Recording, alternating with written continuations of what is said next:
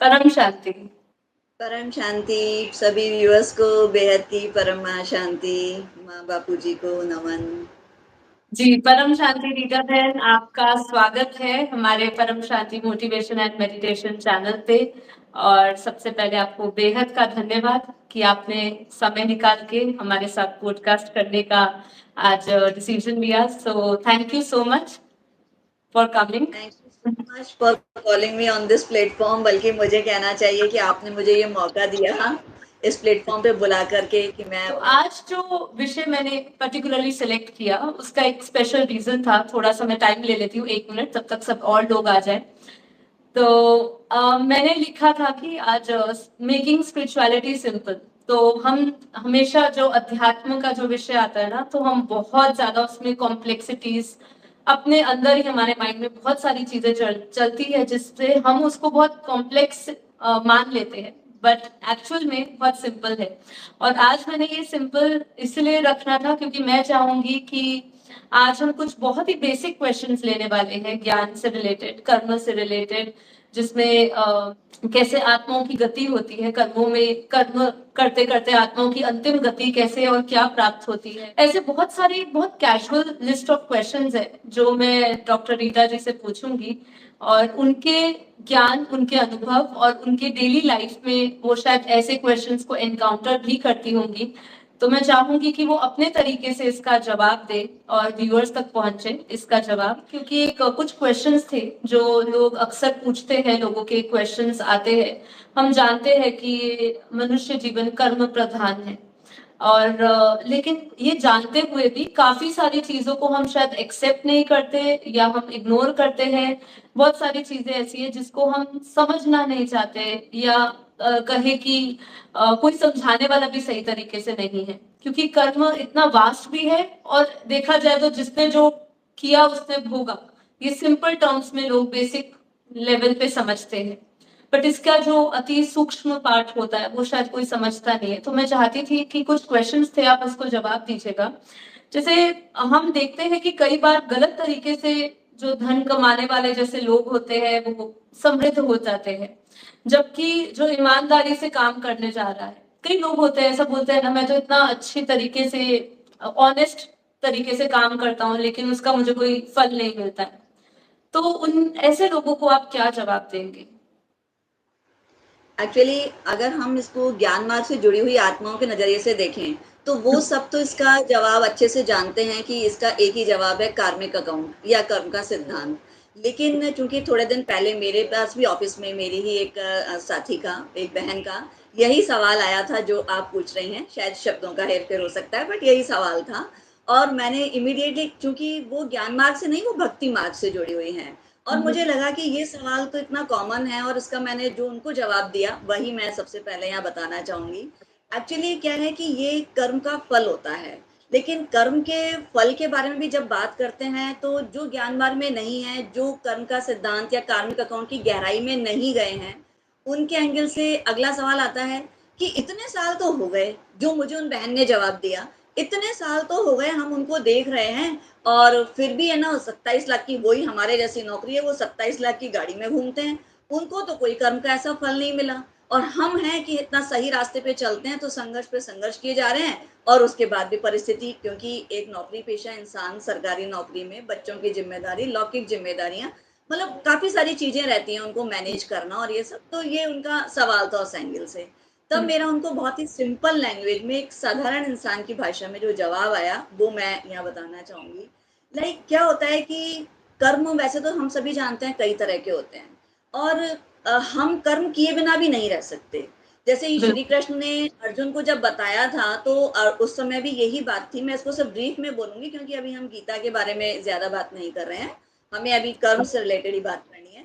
तो उनका उस समय कहना ये था कि कर्म नहीं करना भी एक कर्म है। इसका मतलब कर्म आप ना करो उससे तो आप बच ही नहीं सकते, और जी। आप कुछ भी करो हर पल आप कोई ना कोई कर्म करेंगे। लेकिन कर्म करने के साथ साथ अगर आपने कर्म किया है तो कर्म का फल तो आपको भोगना ही पड़ेगा। कर्म के फल से तो कभी कोई भी नहीं बच पाया, अभी उसके भी एग्जाम्पल्स लेंगे। लेकिन सवाल ये है कि कर्म का फल कब, किसको और कैसे मिलेगा। तो नॉर्मली क्या होता है कि जैसे हम कर्म करते जाते हैं और एक खाता रहता है, उसमें हमारे कर्म इकट्ठा होते जाते हैं, जिसको हम संचित कर्म कहते हैं। अब जब कर्मों का खाता, वो अच्छे कर्मों का भी होता है, बुरे कर्मों का भी होता है, पुण्य कर्मों का भी होगा, पाप कर्मों का भी होगा। जिसका घड़ा भरेगा या जिसका फल पकेगा उसी का ही फल मिलेगा। या इसको हम और सिंपल लैंग्वेज में लेते हैं, लाइक जैसे अगर हम देखें, बहुत सारे फलों के बारे में सभी जानते हैं। ये फल कहाँ से आते हैं? पेड़ों से आते हैं। अब अगर हम देखें तो पपीता भी एक फल है, आम भी एक फल है, बेर भी एक फल है, अमरूद भी एक फल है, बेल भी एक फल है और जामुन भी एक फल है। मैंने इसके अलावा भी बहुत सारे फल हैं, बट एक मैंने कॉमन फलों के नाम गिना दिए। अब अगर हम देखें तो क्या हर फल का बीज से पेड़ बन के और फल देने का जो साइकिल है, या हम इसको लाइफ साइकिल बोल रहे हैं उस फ्रूट का, तो क्या सेम है? नहीं ना। नहीं। अगर हम देखें तो आप अमरूद का अगर आज पौधा लगाते हैं तो वो आपको बहुत जल्दी 2-3 साल में फल भी दे देगा। वहीं अगर हम जामुन के पेड़ को देखें तो मिनिमम 7 to 9 years है, आप उसका पौधा लगाएंगे, पेड़ को सींचेंगे, देन उसके बाद उसके ऊपर फल आएगा। वहीं अगर हम बेल के फल को देखें, बेल यानी बेलपत्र जिसको हम चढ़ाते हैं और जिसका जूस गर्मियों के अंदर बहुत अच्छा होता है, अगर उस बेल को देखें तो उसका तो और ज्यादा लॉन्ग टर्म है फ्रूट देने के लिए। जब वो बहुत बड़ा होके बहुत पुराना हो जाता है तब उसके अंदर फल आते हैं। तो इसी तरीके से अगर हम एक ये फ्रूट ट्रीज का भी लाइफ साइकिल देखें तो वो अलग अलग है। यानी जिस टाइप का फ्रूट है, जब उसका मैच्योरिटी लेवल आएगा तभी वो आपको फ्रूट देगा। अभी ये मैं नेचुरल साइकिल की बात कर रही हूँ। आजकल जो मार्केट में हाइब्रिड और वो फ्रूट्स आते हैं, मैं I am not talking about that. मैं सिर्फ एक जो नेचुरल प्रोसेस है फ्रूट ट्रीज का, मैं उनकी बात कर रही हूँ। या फूलों की बात करें, सीजनल फूल होते हैं, हमने अभी लगाया, कुछ महीनों में ही फूल आ गए। और अगर किसी ने गार्डन में लगाया हुआ है, कितना हरा भरा गार्डन हो गया, यानी उनका लाइफ साइकिल बहुत ही कम है। जो वही जी। फ्रूट्स का देखें तो ईयर्स डिपेंड करता है, many years depends on type of fruit किस तरीके का है। ठीक इसी तरीके से हमारे कर्म भी होते हैं। कुछ कर्म ऐसे होते हैं जिनको हमने अभी किया और अभी हमें उसका फल मिल गया। कुछ कर्म ऐसे होते हैं जिनको पक करके फल देने वाले लेवल में आने में बहुत समय लगता है। कुछ जी। सालों में पकते हैं, कुछ में जन्म लग जाते हैं। इसी से रिलेटेड मैं आपको एक छोटी सी कहानी और सुनाना चाहूंगी। छोटी सी कथा है जिसको मैं ब्रीफ में सुनाती हूँ। लाइक जैसे सभी को मालूम है, महाभारत का युद्ध हुआ था। महाभारत के युद्ध में भीष्म पिताजी का, पितामह का नाम सभी जानते हैं, बहुत अच्छे से जानते हैं कि भीष्म पितामह जी थे, जो उनके जैसा वीर कोई नहीं था, उनके जैसा ज्ञानी कोई नहीं था। और उनको इच्छा मृत्यु का वरदान था, यानी उनकी इच्छा के बिना तो वो शरीर भी नहीं छोड़ सकते थे। लेकिन इसके बावजूद, इसके साथ सभी ये भी जानते हैं कि 18 दिन तक वो बाणों की शैया पे पड़े रहे। आखिर क्यों? इसके पीछे भी कई लोगों को इसके बारे में कथा पता होगी, कई लोगों को नहीं पता है, तो उनके लिए हम बता देते हैं, और जिन्हें पता है उनका रिमाइंडर रिवाइवल हो जाएगा। तो इसके पीछे भी, जब महाभारत के युद्ध में 10वें दिन वो बाणों की शैया पे आए, महाभारत का 18 दिन चला था, 8 दिन और बीत गए।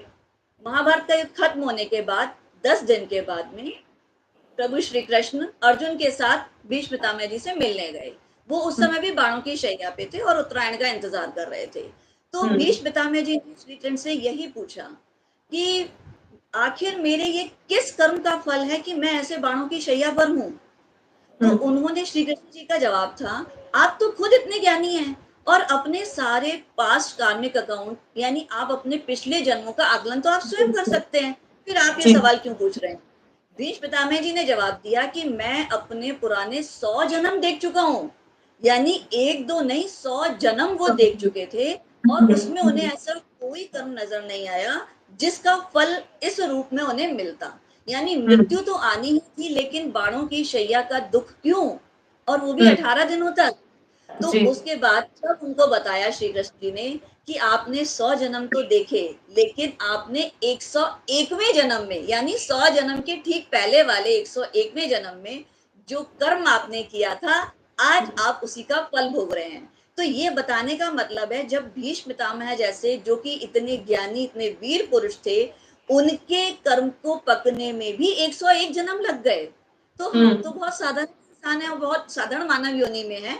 और तब उन्होंने ये बताया कि 101वें जन्म में वो एक राजकुमार हुआ करते थे, और एक बार वो शिकार खेल के जब जा रहे थे जंगल से, तो सडनली पेड़ से एक करकंडा उनके घोड़े के ऊपर गिरा। उन्होंने अपने बाण से उसे उठाया और पीछे की तरफ उछाल दिया, बगैर पीछे देखे कि क्या है। और इत्तेफाक से वो करकंडा एक कांटेदार वृक्ष पर गिरा।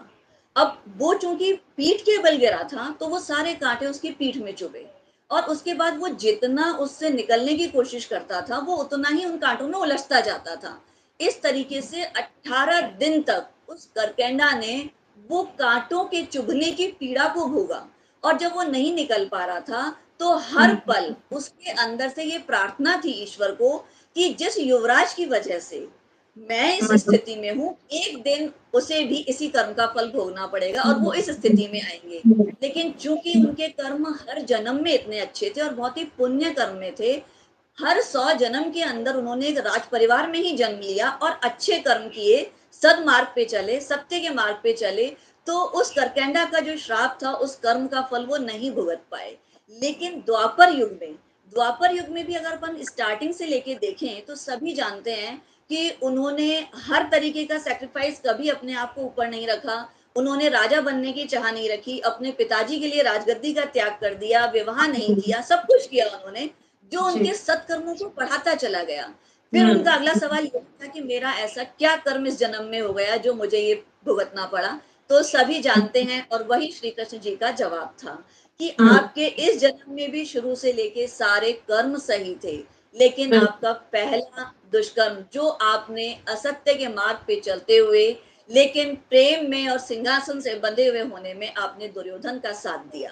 आपका दूसरा कर्म, जो सभी जानते हैं, बहुत ही वेल नोन है, कि भरी सभा में द्रौपदी का चीरहरण हुआ, जो कि उनकी पुत्र वधू थी। उस द्रौपदी के चीरहरण को वो चाहते तो रोक सकते थे, क्योंकि वो परिवार में सबसे बड़े थे, पर नहीं रोका।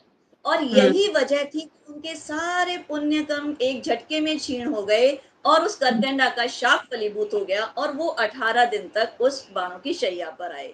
तो ये कहने का तात्पर्य है कि जब कर्म फल से इतने ज्ञानी ध्यानी लोग नहीं बच पाए, तो फिर कर्म का फल तो मिलेगा ही। अब रही बिल्कुल। बात जो हम बात कर रहे थे, कि अक्सर ये सवाल उठता है कि इतने साल हो गए, तो इसका मतलब कहीं ना कहीं कर्म के सिद्धांत को सिर्फ हम ये नहीं देख सकते कि आज क्या कर्म किया है। हो सकता है उसके पास्ट जो पुण्य कर्मों का खाता है, कई जन्मों से चला आ रहा हो, और जब तक वो पुण्य का खाता पूरा खत्म नहीं होगा, नए पाप कर्मों का खाता मेच्योर नहीं होगा, तब तक उसका फल नहीं मिलेगा। ये कार्मिक अकाउंट और ये साइकिल इसी तरीके से चलता रहेगा। तो इसीलिए हमारा ये सोचना कि नहीं, उनका तो ये जो कर्म था और ये अभी तक फलीभूत नहीं हुआ, और हमारा बेसिकली क्या है, कर्मों की गति हर एक की अलग अलग होती है, और कर्म का फल आज नहीं तो कल सबको भुगतना है, चाहे वो हम हो, आप हो, कोई भी हो। जी। हमें नहीं पता हमने बीते कल में कौन से कर्म किए, बीते जन्मों में कौन से कर्म किए, जिसकी वजह से हमारा आज का ये जन्म है, हमारी आज की ये गति है, और जो हम आज करेंगे वही हमारी आने वाले कल की नियति बनेगी। इसीलिए हमारा फोकस कहाँ होना चाहिए, हमारे आज पर, हमारे प्रेजेंट पर। आज हम जो कर्म कर रहे हैं, ताकि हम अपने आने वाला कल तो बदल दें, हमें अपने आज पे फोकस रखना है, आज के कर्मों पे फोकस रखना है। क्योंकि बीता हुआ कल तो हम नहीं बदल सकते, हमें याद नहीं कि वो अच्छा था या बुरा था, हमने क्या कर्म किए। लेकिन अगर आज हमारे कर्म सही होंगे, आज हमारा रास्ता सही होगा, हम सत्य के मार्ग पे चलेंगे, पुरुषार्थ करेंगे, तो डेफिनेटली हमारा आने वाला कल, हमारी आने वाली नियति जरूर अच्छी होगी, और उसको सदगति से हमें कोई नहीं रोक सकता। तो हमें अपने प्रेजेंट को देखना है, अपने प्रेजेंट में हमेशा हमें पुरुषार्थ को सत्य के मार्ग पे करना है, सच्चाई के रास्ते पे ही चलना है, हमें कोई शॉर्टकट नहीं लेना। और पुरुषार्थ में सबसे बड़ी चीज है, अगर हम ये सोचें, चाहे कर्मयोगी हो या भक्ति मार्ग का हो या ज्ञान योगी, ये सारे साधन हैं, पर साध्य तो ईश्वर ही है। अल्टीमेटली जो हमारी डेस्टिनी है, वो तो ईश्वर की प्राप्ति ही है, या हम ये कहें मुक्ति है, जीवन मुक्ति है, तो हमारी जो मंजिल है वो तो मुक्ति ही है।